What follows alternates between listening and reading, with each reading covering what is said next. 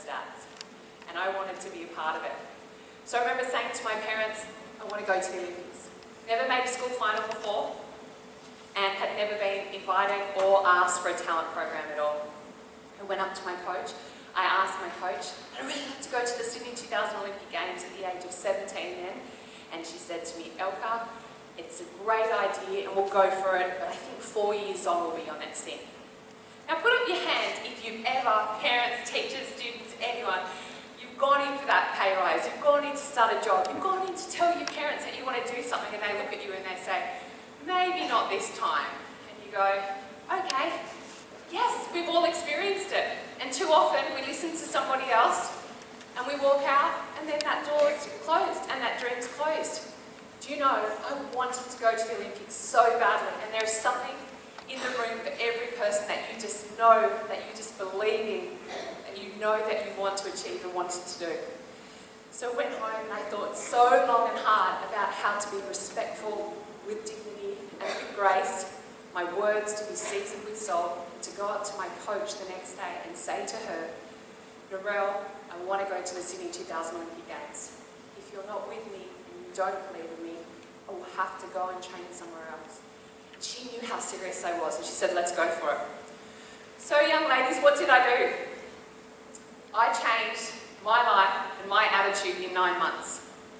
I went down to a local news agency and I bought colourful paper. I wrote 150 of my favourite, most positive, most inspiring, most exciting quotes, and I stuck them up all around my room.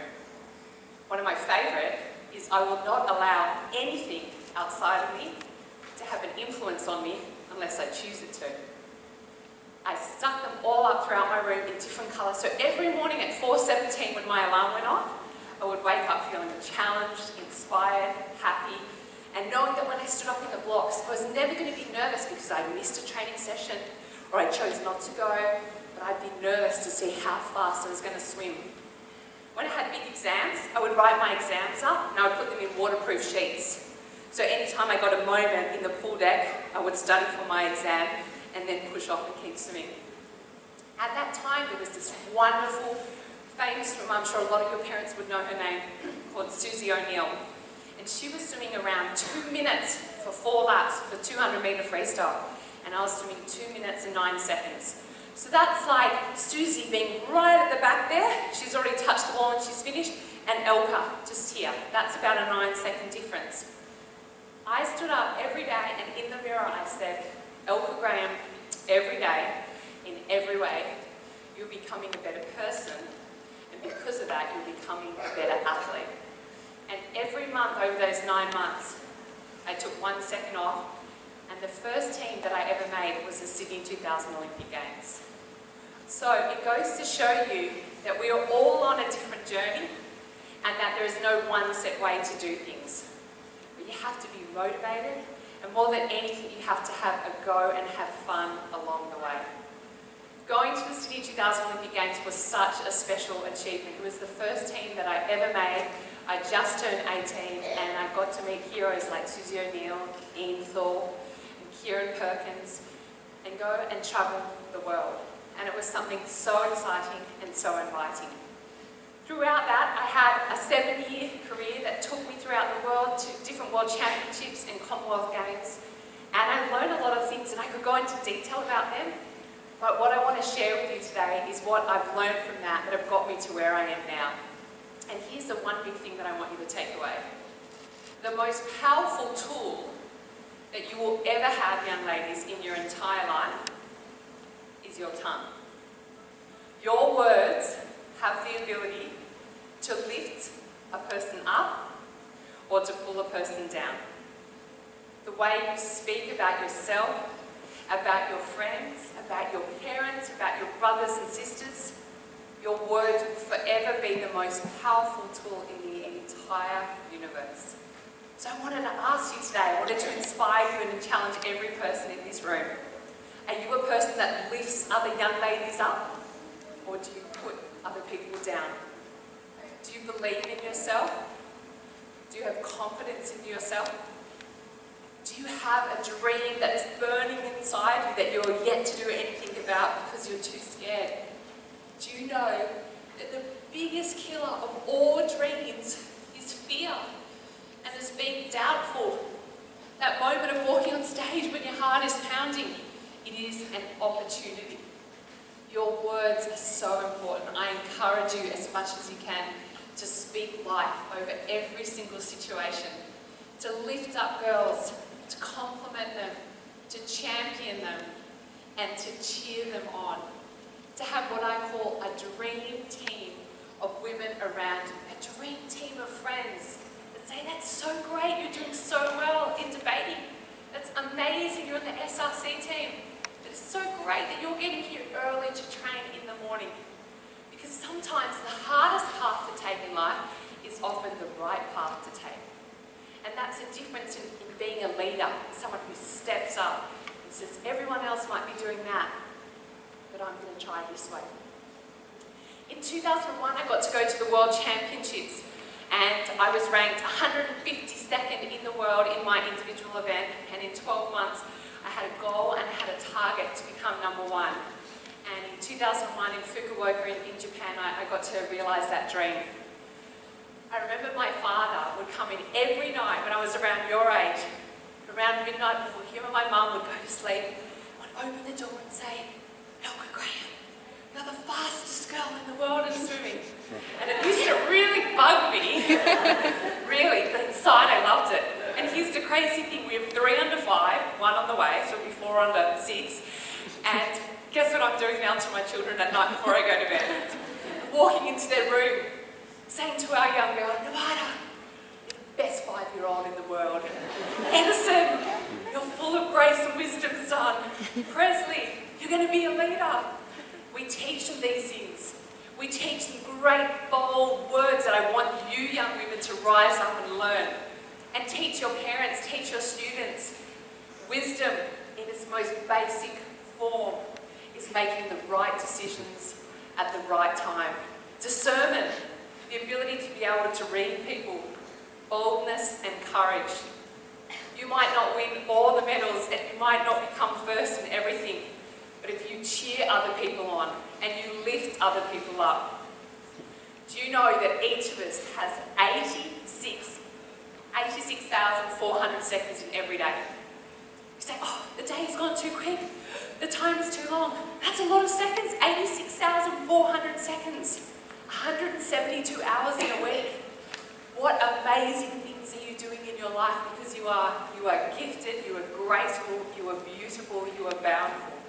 And these great things that were on the table that have now disappeared, I'm going to pass these around. This here is my Olympic medal. It is a silver. I tell everybody I actually came home with a gold because while I was at the Olympics, in the 506-seater computer room there was for the Australian athletes, there was one spare seat. It happened next to be a man called Elka Whalan, who was the captain of the men's Australian Olympic water polo team. And he became my best friends, and best friends married. And so 9 years later, I'm happily married to Elka Whalan, who has been beautiful and gifted me with 3 gorgeous children, and I got to meet him there at the Olympics. And I won a silver medal there, and that was an incredible moment alongside the other girls. And it's something I do want to pass around. Feel free to have a look, it's very heavy. It's got real gold in it, it's amazing. If you want to steal it, go for it. I don't know what I can do about that. Also, this here is my World Championship medal. This is a gold medal. The great thing about these medals is they're all individually marked, and they contain real gold in it. I've never been one to get a tattoo, I'm not going to forget that I went. But a medal is something special. A lot of people ask where I keep these, they're actually kept in a bank. But being an Olympic year, I've been doing a lot of talks, and so they've been staying at home with me, and for that reason I will never give you my home address. And this here is our jacket. This is super cool. I'll tell you about this. I'm just going to put this down for 2 seconds.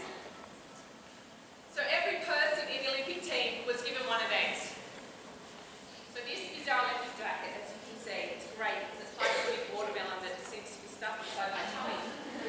And as I turn around, you can see it's the Australian Olympic jacket. But if you manage to win a medal, you're allowed to turn it And so then when you got to stand up on the dais, you would wear it like this. So then when you went into the Olympic Village, you could see the people that had won an Olympic medal, whether it be a relay, whether it be an individual, whether it be someone who won a bronze or a gold, and you could go up to them and pay them their respect and say congratulations. So I'm going to pass this around as well for you to have a look at. So this one stands out right, so I know nobody can touch that. But one of the greatest things that I've learned from going to the Olympics and starting out is that, you know, at some point, all of us get a little bit scared and all of us get a little bit nervous. But the great breakthrough is, young ladies, is just trying. It's just absolutely having a go. And it's understanding that every single young woman sitting next to you is going to be different to who you are. But shine in who you are.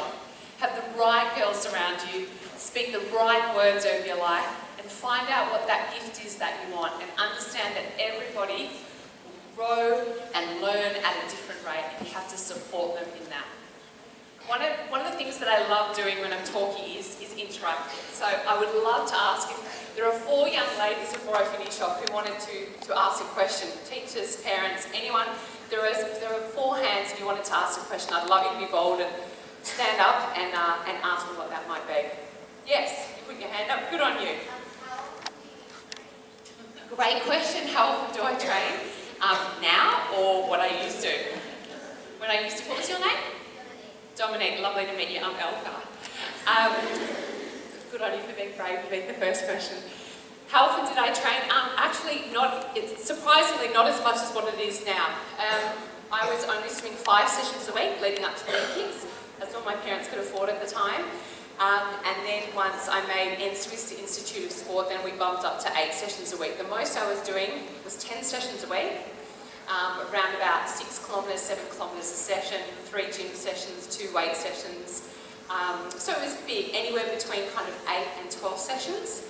And then 5 times throughout that career, we went overseas to a place called Colorado, Flagstaff, Arizona, and we trained at altitude. And they were big sessions, maybe 100-kilometre weeks. But you've got to put in sometimes those hard yards to get the result. One great thing my coach would say to me is, every time you did a training session, no matter what you do, whether you're a musician, a ballet teacher, a ballet dancer, in the choir, every time you go for a practice session, it's like a bank account. And you're just putting money, interest into the bank account. And when that time comes for you to play, to perform, to compete, it's time to withdraw and use on that interest that you had. Yes, darling. What's your name? Bronte. Nice to meet you. And great beach in Sydney as well.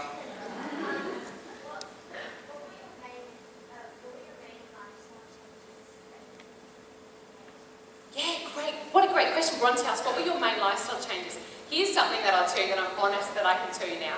One of the big mistakes I made at school, so here's a learning lesson for you young ladies, I chose to be in the wrong group of girls. And that was quite hard for me. When I look back at it now, I think I should have been with a different group. I know as you get older, you get into groups. I needed to be wiser with what real friends were and what defined real friends. Lifestyle changes, sacrificed a lot, so I missed out on school dances. I was always the first to be picked up. My curfew was 9 o'clock. I had this lovely perfume called Chlorine that smelled lovely. No one wanted to sit next to me at times. I missed out on my Year 10 and my Year 12 formal, but do you know what, Bronte, I experienced things that those girls in Year 10 and 12, as they spoke about, well, everyone was doing this, I was doing this. I remember missing out on my final speech day, Year 12 formal, and I was quite sad. I was over in America at the States at the time, and I walked out, and some of the girls had rung me and said, we're about to go to speech day and then the formal, and I just felt a bit flat. And I remember walking out, and for the first time in my life over in America, it started to snow. And the snow fell, and I thought, this is an experience that far exceeds going to a dance, because it took plenty of years to be able to go and do that. I chose to eat really well, and I chose to follow that quote that I believe that, to never let anyone influence me. When any of the girls gave me a hard time, why do you keep swimming, why do you keep doing that? I just knew I wanted to go to the Olympics. I was telling Georgie and Millie before, I remember in Year 9, not listening to science class, which none of you don't do at all. And I was sitting there and I would keep practicing my name, Elka Whalan. And inside I was practicing it, hoping one day that I'd be able to write autographs. And it was just something that I believed in. And every person can do something with their eyes shut, and for me that's swimming. That I get in and I can swim and I don't need to think, and it just comes naturally. Yes? Are your children interested in what you do with your mother? Now you're in year 3. Oh, what a beautiful question. Such an intelligent question. What's your name? Indira. What a lovely name. Very unique. Yes, my husband has brainwashed them all and told them that he's won gold medals everywhere. So they tell everyone that Daddy's won water polo medals all the time, and he has done well. They are certainly interested in it, but we are up for them following their dreams. There are a lot of parents and a lot of teachers and a lot of older people that want to live their dreams through children. But if they wanted to be a musician, we would encourage them to do that. But thankfully, all of them love the water and they're good swimmers. So let's hope and see what happens. Yes, sweetheart.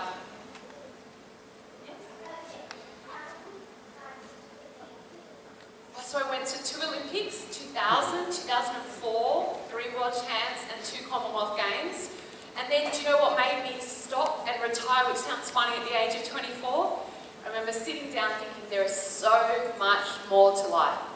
There is so much more than just a black line. And from that, darling, what that has done is it's given me a platform now to work in the media and on TV and be able to speak to schools and corporate people and really connect with people, because at the end of the day, life is about relationships, and that's the most important thing. I'm going to take one more question because I know you guys are very time savvy. Yes, sweetheart. Yes, you. What was my main goal of the Olympics? To win.